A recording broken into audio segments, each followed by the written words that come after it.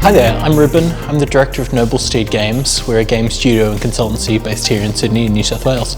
We started in Sydney just because that's where I grew up, but over time we've really become quite connected to the local industry, and it's been great kind of connecting to that and helping support that and being a part of the journey of Sydney's growth as a part of the Australian games industry. I think Sydney is unique because we do have a few of these big kind of anchor studios that have helped keep work local in the state, even when there hasn't been historically as much funding as other states that I won't name. Yeah, I think that's quite unique, and that's led to us having quite a wealth of talent and a pretty solid indie scene. So I've been a game developer for a long time, 10, 15 years, something like that. That's grown into Noble Steed Games as a studio that now develops our own titles as well as working on other game studios projects as well.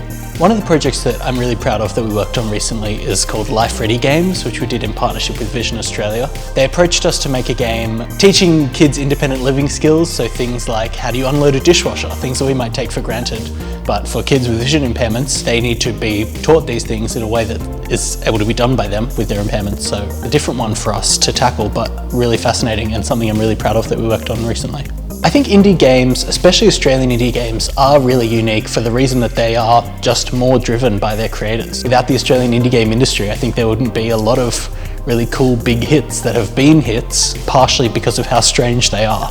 I think the biggest challenges facing the indie scene in New South Wales in particular is always just money. Game development is incredibly expensive, and as an indie developer it can be hard to allocate enough time to make some of these incredibly creative projects that we see.